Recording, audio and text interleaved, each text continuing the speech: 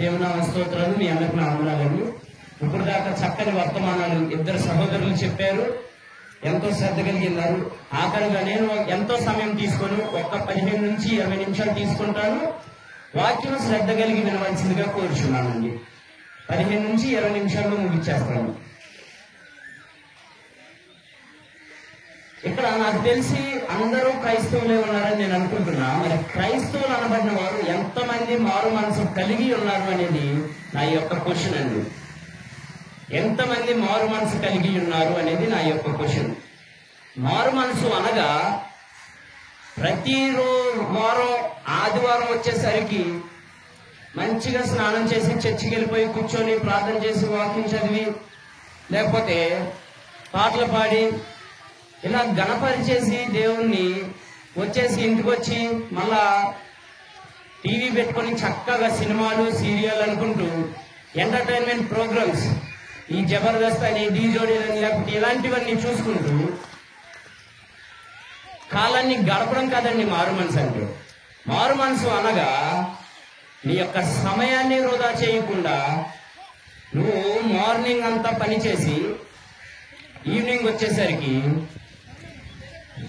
సీరియల్కి కానీ సినిమాలకు కానీ కాకుండా నువ్వు దేనికి నీ యొక్క సమయాన్ని ఖర్చు పెట్టాలంటే దేవుని యొక్క రాజ్య మహిమ కొరకు ఖర్చు పెట్టాలండి. దేవుని యొక్క రాజ్యాన్ని ఎలా సంపాదించుకోవాలి అనే దాని మీద మనం దృష్టి ఉంచి మనం ముందుకెళ్ళాలి. ఒకసారి మనం మార్కు సువార్త 16వ అధ్యాయము 14వ వచనం నుంచి చదువుకోగలిగితే పిమ్మట క్షమించాలి 16వ వచనం కనుక చదువుకోగలిగితే,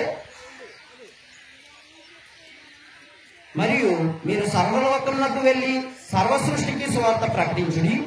నమ్మి బాప్తిసం పొందువాడు రక్షింపబడును, నమ్మని వాడికి శిక్ష విధించును. ఏముందండి? సర్వలోకానికి వెళ్ళి సువార్త ప్రకటించుడి అని చెప్తున్నారు.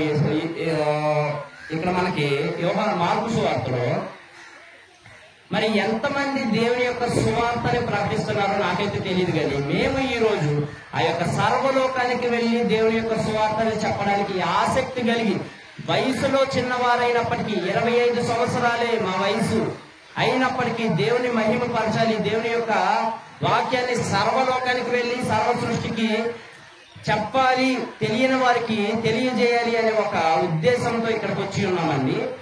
మీరు ఎంతమంది దేవుని యొక్క సువార్తని కనీసం పక్కూరికి వెళ్ళి కాకుండా మీ యొక్క పక్కింట్లో ఉన్న వాళ్ళకి చెప్తున్నారు? పక్కింట్లో వాళ్ళకి కాదండి, మీ యొక్క కుటుంబంలో కుటుంబ ఆరాధన చేస్తున్నారా? కుటుంబ ఆరాధన చేస్తున్నారా? కాదండి, మీ యొక్క పిల్లల్ని పర్సనల్గా ఎప్పుడైనా వాక్యాన్ని చెప్పగలిగిన వారుగా ఉన్నారా?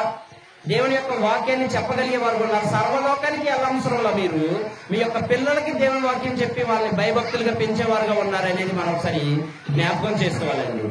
మరి మన పరిస్థితి ఎలా ఉంది? ఇంకా ఏమంటున్నారంటే, నమ్మి బాప్తిసం పొందువాడు రక్షింపబడును, నమ్మని వారికి శిక్ష విధింపబడును. ఏమంటున్నారండి? నమ్మి బాప్తిసం పొందువానికి రక్షణ ఉంటుందంట, నమ్మని వారికి శిక్ష ఉంటుందంట. మరి ఎంతమంది దేవుని నమ్ముతున్నారండి? క్రైస్తవులు అనబడిన ప్రతి ఒక్కరూ దేవుని నమ్మేశారని కాదు. ఇక్కడ మెయిన్ పాయింట్ ఏంటి అని అంటే, మనం క్రైస్తవులమే. మరి క్రైస్తవులు అన్న వాళ్ళు ఒక మాదిరిగా ఉండాలి. దేవునికి మనం ఎలాగా విశ్వాసం కలిగి ఉన్నాము, ఎలా నమ్మిక కలిగి ఉన్నాము, మన క్రియలు, మన ప్రవర్తనలు, మన యొక్క విధానం దేవుడు మెచ్చేవిగా ఉన్నావా లేకపోతే లోకానుసారంగా ఉన్నావా అని గ్రహించుకొని మారు మనసు పొంది బాప్తిసం పొంది, బాప్తిసం లేక చాలా మంది నశించిపోతున్నారండి. ఎవరైతే నమ్మి బాప్తిసం పొందుతారో వాళ్ళు రక్షింపబడును, నమ్మని వారికి శిక్ష విధింపబడును.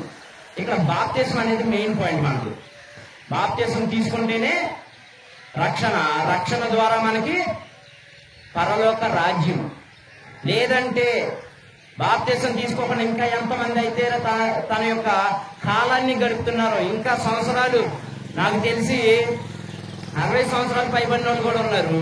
బాప్తిసం లేకపోకుండా నేను పరలోక రాజ్యం వెళ్ళిపోతాను అనేసి అని అనుకుంటున్నారేమో. ఒకసారి మనం కొర్నేలు గారిని కనుక జ్ఞాపకం చేసుకోగలిగితే, తను నీతి కార్యాలన్నీ చేశారంట, చెయ్యవలసిన దాన ధర్మాలన్నీ చేశారంట. అంత నీతిగా ఉన్న వ్యక్తిని కూడా ఏమంటున్నారంటే, బాప్తిసం కనుక మీరు పొందకపోతే పరలోక రాజ్యానికి మళ్ళా మీరు చనిపోయి మళ్ళా జన్మించాలి అంటే దాని అర్థం ఏంటంటే బాప్తిసం పొందాలి. పాపము అనే బతుకు నుంచి మనం, ఆ యొక్క పాప బతుకు నుంచి మనం మళ్ళా జన్మించాలన్నమాట. చనిపోయి ఆ పాపాన్ని విడిచిపెట్టి మళ్ళా జన్మించాలి. ఈ యొక్క బాప్తిస్వానికి చాలా ప్రాముఖ్యత ఉందండి. ఇంకా మనం చూసుకోగలిగితే అపోస్తల కార్యాలు 17వ అధ్యాయము 30వ వచనం కనుక మనం చూసుకుంటే, ఆ అజ్ఞాన కాలంలో అంట దేవుడు ఎలా మాట్లాడేవాడు అని అంటే ప్రవక్తలను పంపించేవాడంట. ప్రవక్తలను పంపించి తాను చెయ్యబోయేది లేకపోతే జరగవలసింది, జరుగుతున్నది మొత్తం అన్ని కూడా వాళ్ళకి వివరించేవారంట. ఆ రోజుల్లో అజ్ఞాన కాలమందు, అజ్ఞాన కాలము అనగా ధర్మశాస్త్ర కాలమందు, ధర్మశాస్త్ర కాలమందు ప్రవక్తను పంపించి మాట్లాడేవారు అంట. మరి ఇప్పుడైతే తన కుమారుని ద్వారానే మాట్లాడతాడని చెప్పేసి మనకు ఎంతో స్పష్టంగా తెలియజేయబడుతుంది. 17వ అధ్యాయము అపోస్తల కార్యములు 17వ అధ్యాయము 30వ వచనం, ఆ అజ్ఞాన కాలములను దేవుడు చూచి చూడనట్టుగా ఉండెను. ఇప్పుడైతే అంతటా అందరూ మారు మనసు పొందవలెనని మనుషులకు ఆజ్ఞాపించుచున్నారు. ఏంటండి?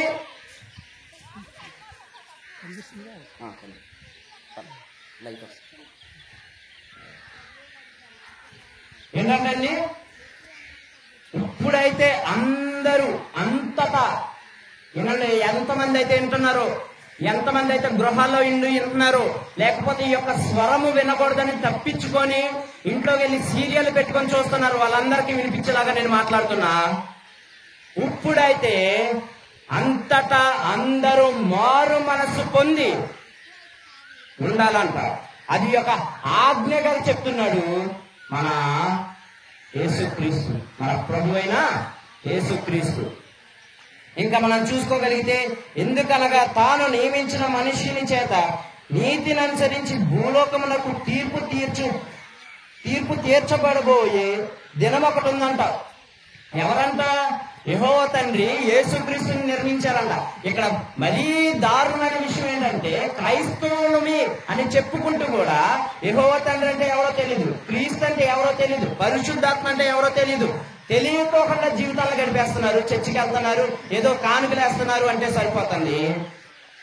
ఇక్కడ మనం తెలుసుకోవాల్సింది ఏంటి అని అంటే, మనకి యెహోవా తండ్రి ఉన్నారు, క్రీస్తు ఉన్నారు, పరిశుద్ధాత్మ కూడా ఉన్నారు. ఇక్కడ అన్నారు యెహోవా తండ్రి ఒకళ్ళని నియమించారంట. ఆ నియమించిన వ్యక్తి ఎవరంటే క్రీస్తు. ఆ క్రీస్తు అంట రెండవ రాకల్లో వస్తారు. ఆ రెండవ రాకల్లో వచ్చినప్పుడు ఏం చేస్తారంటే, నీతిని అనుసరించి ఎవరైతే నడుచుకొని తిరుగుతున్నారో, ఎవరైతే నడుచుకొని వాళ్ళ యొక్క జీవితాన్ని జీవిస్తున్నారో దాన్ని బట్టి తీర్పు తీరుస్తారంట. మరి ఆ తీర్పులో మనం ఉన్నామా లేదా? నీతిని అనుసరించడం అంటే దేవుని యొక్క కార్యాన్ని సత్యంగా చేసుకొనుచు జీవితాన్ని, సమయాన్ని వృధా చేయకుండా దేవుని వైపు తన యొక్క జీవితాన్ని తిప్పుకొని భయభక్తులు కలిగి ఉండడం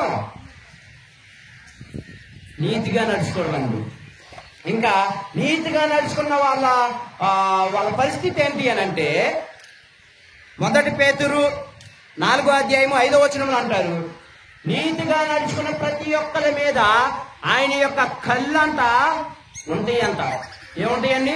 ఆయన యొక్క దృష్టి నీతిగా ఎంతమంది అయితే నడుచుకుంటున్నారో వాళ్ళందరి మీద ఉంటదంట. వాళ్ళంట పరలోక రాజ్యానికి వారసులు అవుతారంట. మరి ఇప్పుడు ఎంతమంది నీతిగా నడుస్తున్నారు అనేది మనం ఒకసారి జ్ఞాపకం చేసుకోవాలి. ఇంకోటిగా మనం జ్ఞాపకం చేసుకోగలిగితే, చాలా న్యాచురల్ గా వాడేసే పదాలు ఏంటి అంటే, బూతుల గురించి కూడా మనం ఒకసారి ధ్యానం చేసుకుందాం. బూతులు మాట్లాడొచ్చా క్రైస్తవులు అనబడిన వారు అని అంటే, బైబుల్ ఎంతో స్పష్టంగా చెప్తుంది బూతుల్ని మనం ఉచ్చరింపకూడదు, అవి మనకి తాగవు. మరి పొద్దున్న లేచిన కాడి నుంచి మనం ఏం చేస్తా ఉంటామంటే, ఈ బూతులు అనేవి ఎత్తునే చేస్తాం. ఇద్దరు మేలుకోవడం మొదలు బూతులతోనే మనం జీవితాన్ని కొనసాగిస్తాం. ఇంకా మనం చూసుకోగలిగితే సమయం త్వరపడుతుంది కాబట్టి హెబ్రీయులకు రాసిన పత్రిక 1వ అధ్యాయము 1వ వచనంలో కనుక మనం చూసుకుంటే, అప్పుడైతే అంట దేవుడు ఈ యొక్క ప్రవక్తలతో మాట్లాడతారనేది మనం ఒకసారి జ్ఞాపకం చేసుకున్నాం. మరి ఇప్పుడు ఎలా మాట్లాడతారు అని అంటే, హెబ్రీయులకు రాసిన పత్రికలో 1వ అధ్యాయం 1వ వచనం కనుక చదువుకుంటే, పూర్వకాలమందు నానా సమయములలోనూ నానా విధములుగాను ప్రవక్తల ద్వారా మన పితరులతో మాట్లాడిన దేవుడు ఈ దినమల అంతమందు కుమారుని ద్వారా మనతో మాట్లాడెను. ఆయన ఆ కుమారుని సమస్తమునకును వారసునిగా నియమించెను. ఆయన ద్వారా ప్రపంచములను నిర్మించెను.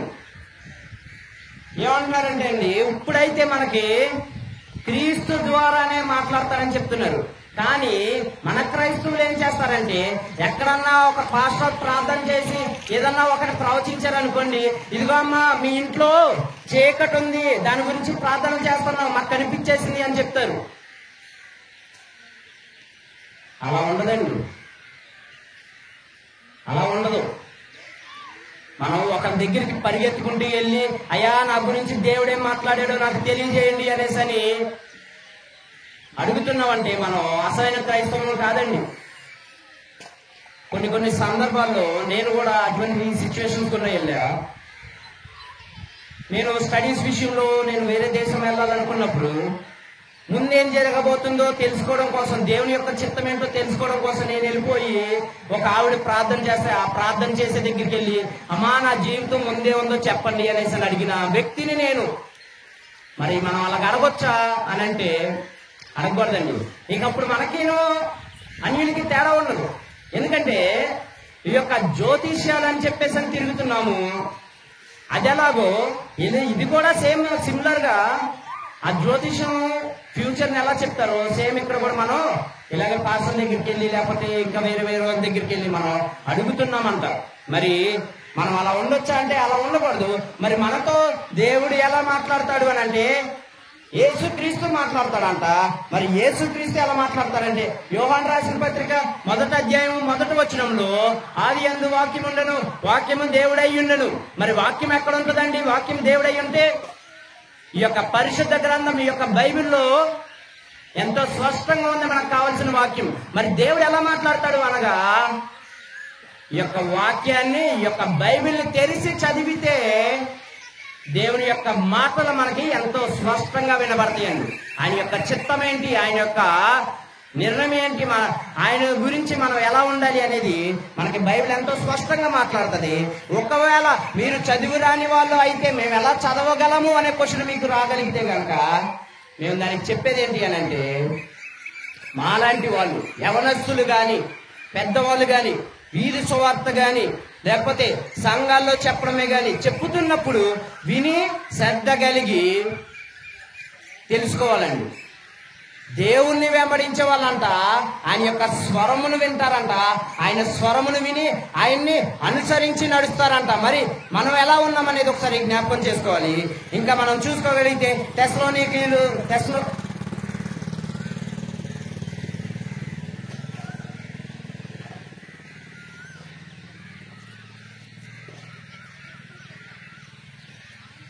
తెస్సలోనికీయులకు రాసిన పత్రిక 2వ అధ్యాయము 3వ వచనం కనుక మనం చదువుకుంటే, ఏలయనగా మా బోధ కపటమైనది కాదు, అపవిత్రమైనది కాదు,